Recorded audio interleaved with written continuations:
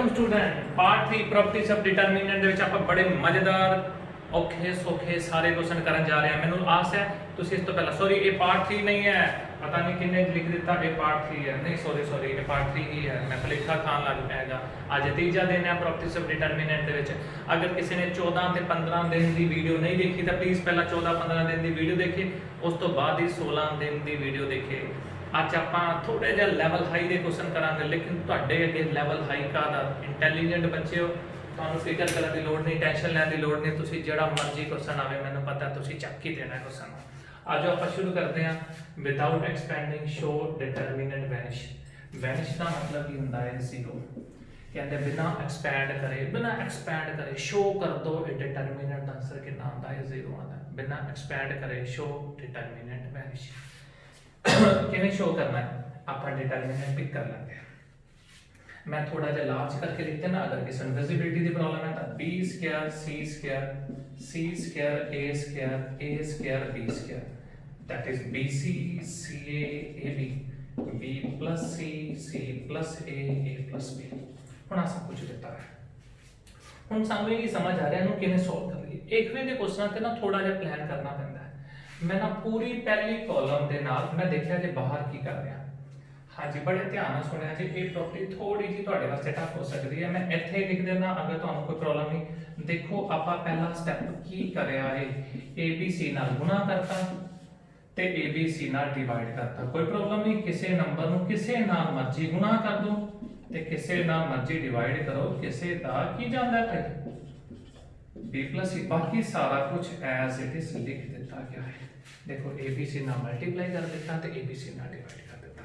ਹੁਣ ਇਹਨੂੰ ਅੱਗੇ ਦੇਖਦੇ ਹਾਂ ਕਿ ਤੁਸੀਂ ਦੇਖੋ ਬਾਹਰ ਕੀ multiply by ABC divide by ABC।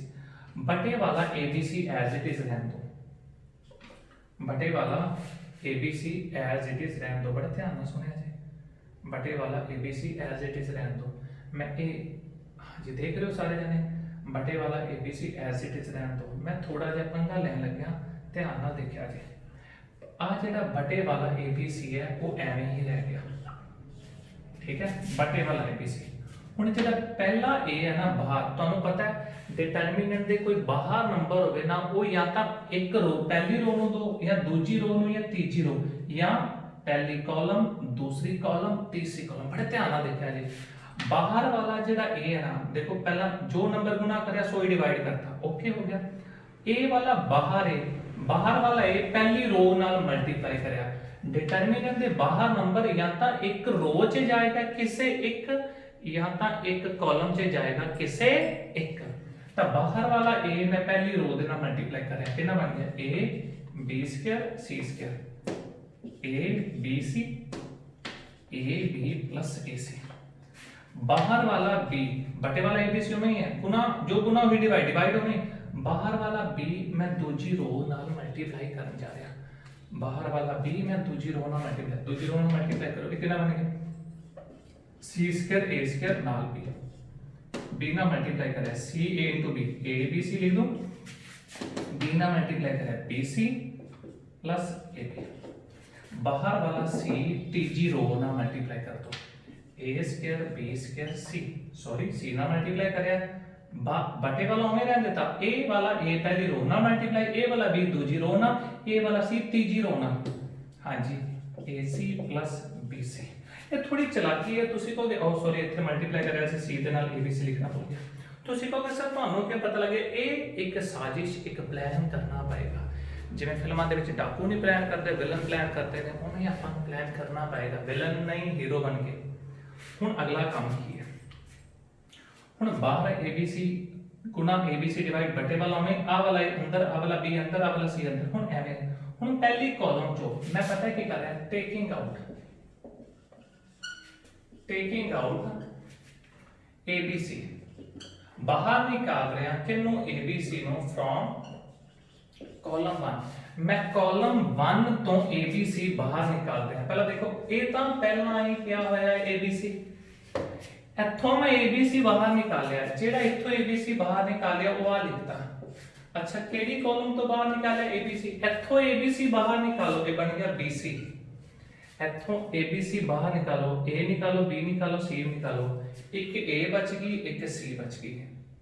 ये बच गई ए, ये बच गई बी। बाकी चला, बाकी मैं ए बी सी एवें रहन दिता, ए बी सी एवें रहन दिता, ए बी सी एवें रहता, A B plus A C एवें रहता, B C plus A B as it is, A C plus B C as it is. कुछ गलती लग रही था जरूर कुछ तो समझ आ गई ਆਪਾਂ ਕੀ ਕਰਿਆ। ਆਪਾਂ ਕਾਲਮ 1 ਤੋਂ ABC ਬਾਹਰ ਨਿਕਾਲਿਆ। ਹੁਣ ਤੁਸੀਂ ਕਹਿ ਸਕਦੇ ਹੋ ABC ਤਾਂ ਇੱਥੋਂ ਵੀ, ਇਹ ਤਾਂ ਚਲੋ ਕੱਟੇਗਾ, ABC ਇੱਥੋਂ ਵੀ ਨਿਕਾਲਿਆ ਜਾ ਸਕਦਾ ਹੈ। मैं दो ऑपरेशन इकट्ठे लगा लगा, एक तो ये ऑपरेशन, सॉरी मिस्टेक, बड़ी बड़ी मिस्टेक। हाँ जी, कॉलम 1 ਦੇ ਵਿੱਚ कॉलम 1 ਤੇ कॉलम 3 ऐड करना, एक बार इन्ना काम करना, बाकी बाद चो कॉलम 1 ਦੇ ਵਿੱਚ कॉलम 3 ऐड करें, मतलब कॉलम 3 देख के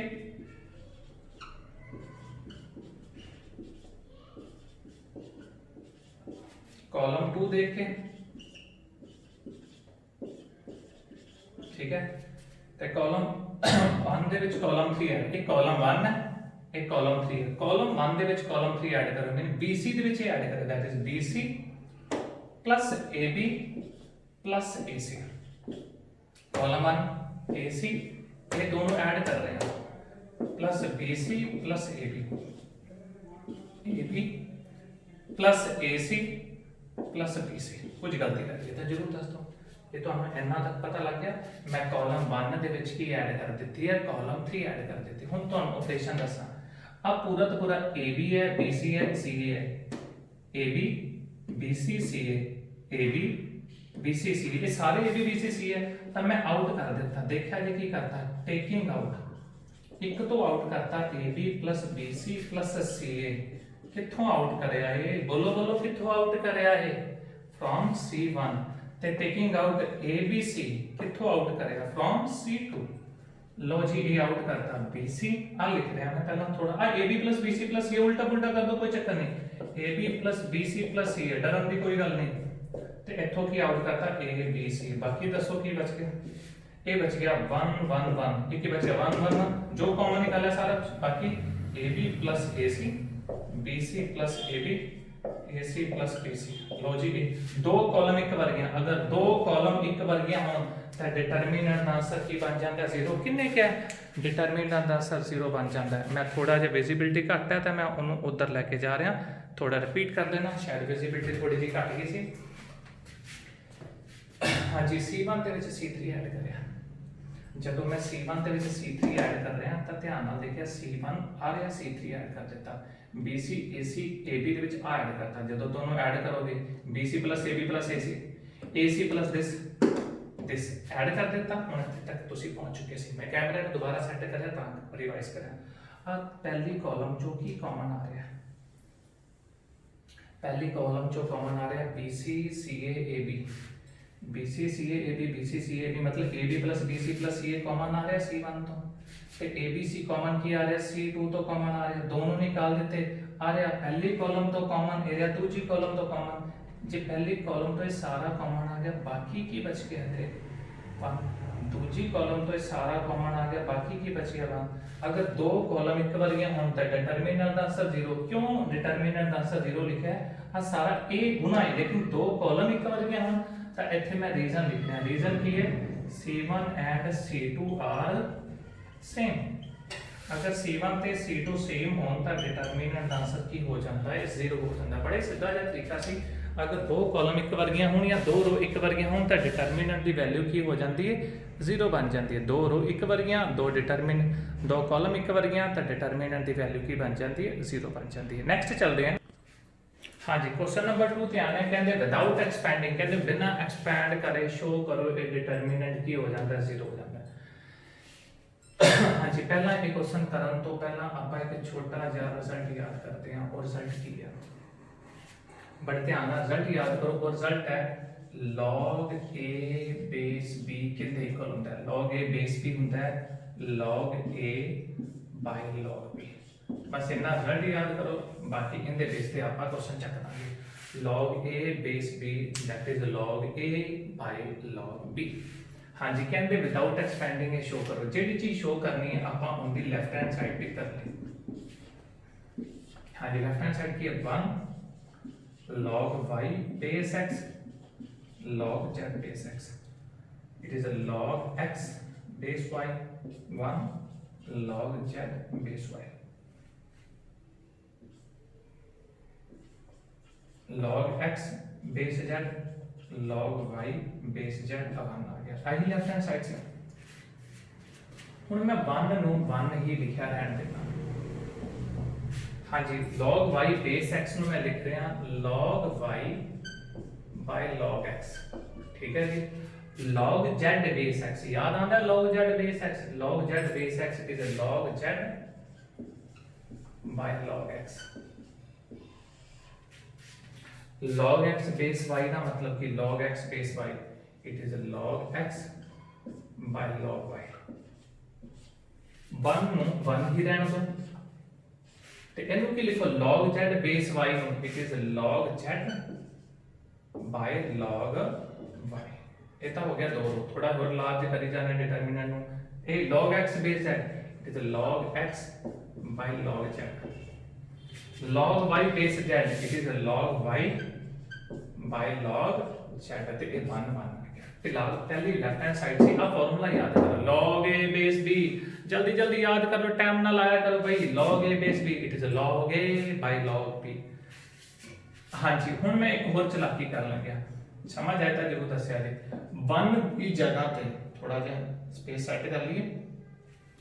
1 की जगह ते की लिखदा, 1 की जगह ते देखो इहदे बट्टे च भी log x है, आ सारी रो दे बट्टे च log x है, आ सारी रो दे बट्टे च log y है ते एक टर्म आना है, आ सारी रो दे बट्टे च log z है ते एक टर्म आना है। मैं पंगा लेने लग गया कि मैं ये 1 नू log x by log x लिख सकदा। 1 नहीं है, 1 नू 2/2 लिखो, 3/3 भी 1 7 जान के 1 नू log x by log x लिखा। बाकी same log y by log x, log z by log x। चले तुसी समझ गए होगे ये log x by log y नू as it is। 1 ਨੂੰ ਜਾਣ ਕੇ ਕੀ ਲਿਖੋਗੇ, ਸਾਰਿਆਂ ਦੇ ਬਟੇ ਚ log y, ਇਹ ਨਾਰਾਜ਼ ਹੈ, ਇਹਨੂੰ ਲਿਖ ਦੋ 1 ਨੂੰ log y ਬਟੇ ਚ log y, log z ਬਟੇ ਚ log y। ਕੁਝ ਗਲਤੀ ਹੈ ਤਾਂ ਜਰੂਰ ਦੱਸ ਦੋ, ਮੈਂ ਪੱਖਾ ਚਲਾਦਾ ਬਈ ਗਰਮੀ ਲੱਗਦਾ। ਇਹਨੂੰ log x by log z ਲਿਖਿਆ ਰਹਿਣ ਦੋ, log y by log z ਲਿਖਿਆ ਰਹਿਣ ਦੋ। हाँ 1 ਨੂੰ ਕੀ ਲਿਖੋਗੇ, ਸਾਰਿਆਂ ਦੇ ਬਟੇ ਚ log z ਹੈ ਤੇ ਇਹਨੂੰ ਲਿਖ ਦੋ ਬਟੇ ਚ log z ਤੇ ਨਾਲ ਉੱਪਰ ਵੀ log z ਲਿਖ ਦੋ। ਲੋ ਜੀ ਬੜਾ ਆਸਾਨ ਹੋ ਗਿਆ ਨਾ, ਇਹ is log z by log z। ਹੁਣ ਕੁਝ ਗਲਤੀ ਲੱਗ ਰਹੀ ਤਾਂ ਚਲੋ ਅਗਲਾ ਕੰਮ ਕੀ, ਸਾਰਿਆਂ ਦੇ ਬਟੇ ਚ ਪਹਿਲੀ ਰੋ ਸਾਰਿਆਂ ਦੇ ਬਟੇ ਚ log x ਹੈਗਾ, ਦੂਜੀ ਰੋ ਸਾਰਿਆਂ ਦੇ ਬਟੇ ਚ log y ਹੈ, ਤੀਜੀ ਰੋ ਸਾਰਿਆਂ ਦੇ ਬਟੇ ਚ log z ਹੈ। ਤਾਂ ਅਸੀਂ ਵਰਡ ਲਿਖਦੇ ਹਾਂ ਟੇਕਿੰਗ ਆਊਟ। सुनो ध्यान नाल, टेकिंग आउट log सीधा नहीं हैगा, डिनोमिनेटर च ऊपर नहीं हैगा। Taking out 1 by log x, log x नहीं पहली रो चों, दूजी रो च की है 1 by log y ते तीजी रो च की है 1 by log z फ्रॉम किथों, फ्रॉम रो 1। अगर तुहानू लगदा है एवें नहीं करना तो आप कुछ और भी कर सकते हैं, तुहानू ना पसंद आएगा, ठीक है ठीक है। रो 1 रो 2 रो 3 मैं तीनों स्टेप इकट्ठे कर रहे हैं। इस स्टेप पे क्या है, पहली पूरी रो जो डिनोमिनेटर च log x, दूजी पूरी रो दे डिनोमिनेटर च log y, तीजी पूरी रो दे डिनोमिनेटर च log z कॉमन। हां जी, log x common, log y common, पर बटे च ता 1 पे लिखा है log z कॉमन। ये जेड़ा कॉमन आया वो मैं लिख देता बाहर, पहली पूरी रो दे बटे च log x बाहर निकालता, बाकी की बचा simple log x log y log z। दूजी पूरी रो दे बटे जो log y कॉमन आया, log y log y log y common, तो बाकी के बचे आ ऊपर आ रहा, it is log x log y log z। तीजी पूरी रो दे बटे जो log कॉमन निकाला थे, एक ही बच गया log x log y log z। हाँ जी, एक बार इतना तक देखो, अगर मैं विजिबिलिटी चेक करना उनके अकॉर्डिंग क्वेश्चन को सेट कर देना।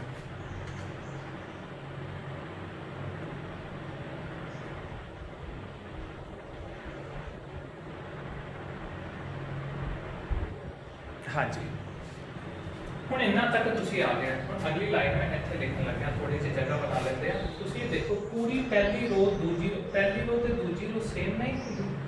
पहली रो, दूसरी रो, तीसरी रो, तीनों रो सेम ने, बाहर वाला इवें रहते हैं बटे से log x बटे से log y बटे से log z। देखो पहली रो, दूसरी रो ते तीसरी रो, तीनों रो एक वर्गियां ने। जब दो रो एक वर्गियां हों तो डिटरमिनेंट आंसर कितना आता है 0। ये ओवरऑल आंसर क्या आ गया 0। क्यों 0 आया, कारण बोलो। तुसी कहोगे sir row 1 row 2 and row 3 are identical identical ने तो डिटरमिनेंट का आंसर क्या आ जाएगा 0। अगर दो रो एक वर्गियां हों तो डिटरमिनेंट 0 आता है। इथे तक कितनी रो एक वर्गियां ने 1 2 3। तुसी याद रखो अगर दो रो एक वर्गियां ने डिटरमिनेंट 0, अगर दो कॉलम एक वर्गियां ने डिटरमिनेंट 0, अगर तीन रो एक वर्गियां ने तां भी डिटरमिनेंट 0, तीन कॉलम आइडेंटिकल ने तां भी डिटरमिनेंट आंसर की आ जाएगा। बड़ा ही मजेदार क्वेश्चन सी, एक बार हम चंगी तरह रिवाइज कर लिया जी। आगे चलते हैं, स्क्रीनशॉट ले लो बच्चे।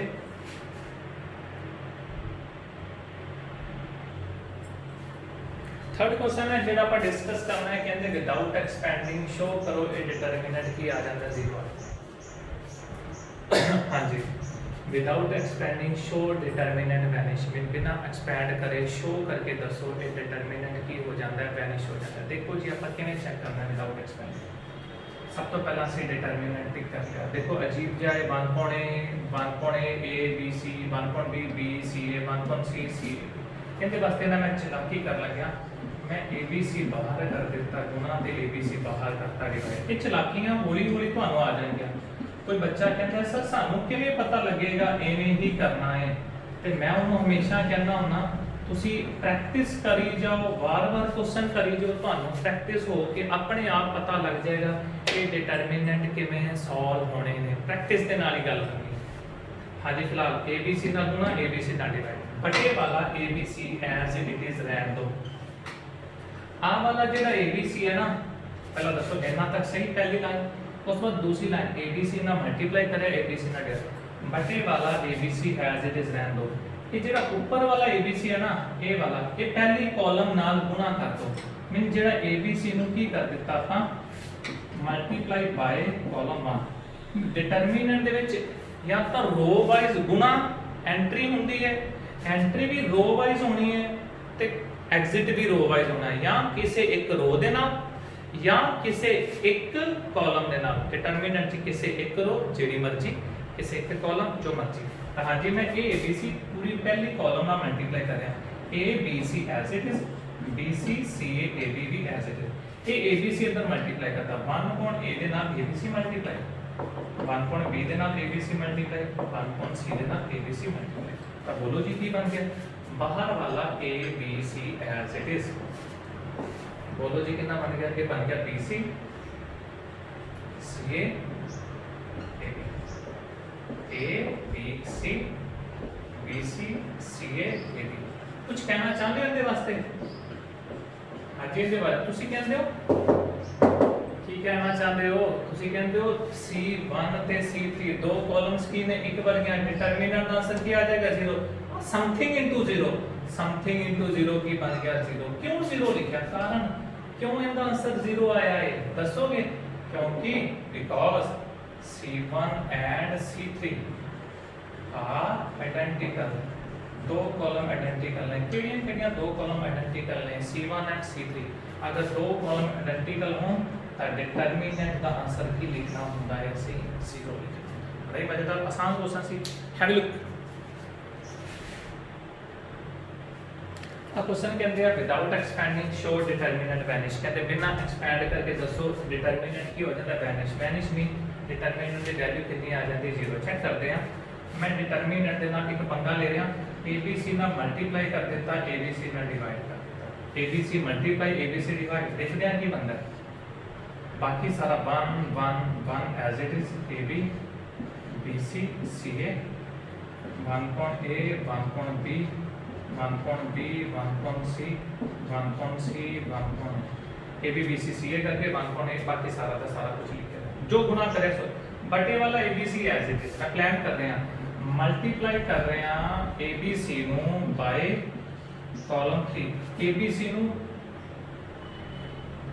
कॉलम 3 ना मल्टीप्लाई कर रहे हैं, ABC के कॉलम 3 आपस में मल्टीप्लाई कर रहे हैं। तो बाहर वाला बटे वाला ABC एने रहने दो, ਆ ਜਿਹੜਾ ABC ਆ ਇਹ ਪਹਿਲੀ ਕਾਲਮ 'ਚ ਨਹੀਂ, ਦੂਜੀ ਕਾਲਮ 'ਚ ਨਹੀਂ, ਇਹ ABC ਤੀਜੀ ਕਾਲਮ 'ਚ ਐਂਟਰੀ ਕਰਵਾ ਰਹੇ ਹਾਂ।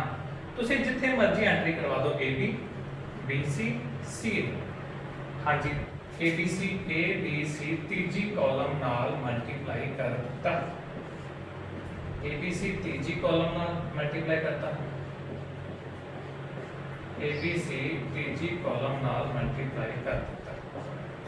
कितना आसान सी काम, आप ABC ਨੂੰ तीसरी कॉलम नाल मल्टीप्लाई कर देता। मजेदार हो गया काम, ये बच गया 1 1 1, ये बन गया AB BC CA। ABC तीसरी कॉलम जब ये मल्टीप्लाई करोगे A नाल इकट्ठे बन जाएगा BC प्लस CA, ये बन गया AC प्लस AB, ये बन गया AB प्लस BC। कुछ गलती रहती है इसको छोड़ो। मैं बाहर वाला ABC है जो वो पहली कॉलम नहीं, दूजी कॉलम नहीं, तीजी कॉलम ਨਾਲ ਮਲਟੀਪਲਾਈ ਕਰਤਾ ਇਹ ਵਾਲਾ ਤੇ ਐਵੇਂ ਰਹਿ ਗਿਆ। ਪਹਿਲਾਂ ਤਾਂ ਅਸੀਂ ਬੈਲੈਂਸ ਕਰਦੇ ਹਾਂ, ਬਟਾ ਐਵੇਂ ਰਹਿਣ ਤੇ ਉੱਪਰ ਵਾਲਾ ਮਲਟੀਪਲਾਈ ਕਰ ਦਿੱਤਾ। ਹੁਣ ਤੁਸੀਂ ਧਿਆਨ ਨਾਲ ਦੇਖੋ ABC ਐਜ਼ ਇਟ ਇਜ਼ 1 1 1। ਹਾਂ, ਅਗਰ ਤੁਹਾਨੂੰ ਇੱਥੇ ਥੋੜੀ ਦਿੱਕਤ ਨਹੀਂ ਆ ਰਹੀ ਤੇ ਮੈਂ ਇੱਥੇ ਇੱਕ ਆਪਰੇਸ਼ਨ ਬੋਲਣ ਲੱਗਿਆ ਤਾਂ ਤੁਸੀਂ ਜ਼ਰੂਰ ਪਕੜ ਲਿਆ ਜੇ। ਮੈਂ ਕੀ ਕਰ ਰਿਹਾ ਹਾਂ, ਦੋ ਕਾਲਮ ਜੋੜ ਰਿਹਾ। ਕੀ ਜੋੜ ਰਿਹਾ? C2 employees C2 plus C3, C2 employees C2 ਦੇ ਵਿੱਚ C3 ਜੋੜ ਰਹੇ ਹਾਂ, ਦੂਜੀ ਕਾਲਮ ਦੇ ਵਿੱਚ ਤੀਜੀ ਕਾਲਮ AB ਦੇ ਵਿੱਚ ਆ ਸਾਰਾ ਕੁਝ ਨਹੀਂ, ਇਹ ਦੋਨੋਂ ਕਾਲਮਸ ਆਪਾਂ ਐਡ ਕਰ ਰਹੇ ਹਾਂ। ਕੀ ਬਣ ਗਿਆ? AB plus BC plus CA, BC plus AC plus AB, CA plus AB plus BC ਤੇ ਬਾਕੀ as it is BC plus CA, AC plus AB, AB plus BC। समझ आ गई? दूसरी कॉलम ਦੇ ਵਿੱਚ ਤੀਸਰੀ ਕॉलम। ਹੁਣ ਇੱਥੋਂ ਆ ਕੀ ਹੈ? AB BC CA ਆ ਰਿਹਾ, AB ਆ ਰਿਹਾ, BC ਆ ਰਿਹਾ, CA, AB BC CA out ਕਰਦਾ। ਕੀ ਆਊਟ ਕਰਦਾ? ਆਊਟ ਕਰ ਦਿੰਦੇ ਆ AB plus BC plus CA, AB plus BC plus CA out ਕਰ ਦਿੰਦੇ ਆ। ਕਿੱਥੋਂ ਆਊਟ ਕਰ ਦਿੰਦੇ ਆ? From column number 2। ਤਾਂ ਬੋਲੋ ਇਹ ਕੀ ਬਣ ਗਿਆ? ਬਟੇ 'ਚ ABC। हाँ जी, AB plus BC plus CA out. अगर विजिबिलिटी घट है तो मैं थोड़ा जिहा होर छोटा नीवा कर देना। लो जी, ये लो जी, ठीक है जी। मैं थोड़ी विजिबिलिटी करने वास्ते मैं थोड़ा नीवा कर दिता ताकि बच्चों को दिख जाए। हाँ जी, ये बन गया 1, ये बन गया 1, ये बन गया 1। जो ABBC कॉमन है 1, ABBC कॉमन है 1, ABBC कॉमन है 1, बाकी BC plus CA, AC plus AB, AB plus BC। ਤੁਸੀਂ ਕਹੋਗੇ ਦੋ ਕਾਲਮ ਇੱਕ ਵਰਗੀਆਂ ਨੇ। ਅਗਰ ਦੋ ਕਾਲਮ ਇੱਕ ਵਰਗੀਆਂ ਹੋਣ ਤਾਂ ਇਹ ਡਿਟਰਮੀਨੈਂਟ ਦਾ ਅਸਰ ਕੀ ਬਣ ਜਾਏਗਾ? 0 ਬਣ ਜਾਏਗਾ। ਕਾਰਨ ਤੁਸੀਂ ਲਿਖਣਾ ਹੈ, ਕੀ ਲਿਖੋਗੇ? Because C1 and C2 are identical, C1 and C2 are identical, therefore determinant ਕੀ ਹੋ ਜਾਏਗਾ? ਵੈਨਿਸ਼। ਅਗਰ ਦੋ ਕਾਲਮ ਇੱਕ ਵਰਗੀਆਂ ਹੋਣ ਤਾਂ ਡਿਟਰਮੀਨੈਂਟ ਕੀ ਹੋ ਜਾਂਦਾ ਹੈ? ਵੈਨਿਸ਼ ਹੋ ਜਾਂਦਾ। ਬੜਾ ਹੀ ਆਸਾਨ ਮਜ਼ੇਦਾਰ ਤਰੀਕਾ ਸੀ। ਕੁਝ ਵੀ ਗੜਬੜ ਲੱਗ ਰਹੀ ਹੋਵੇ ਤਾਂ ਮੈਨੂੰ ਜ਼ਰੂਰ ਪੁੱਛ ਸਕਦੇ ਹੋ। हाँ जी, थैंक यू। अज का टॉपिक बस इन्ना ही। मैं छोटा टॉपिक रखा थोड़ा जिहा, हौली हौली करके टॉपिक नूं वधावांगे। इंपॉर्टेंट टॉपिक है। Thank you.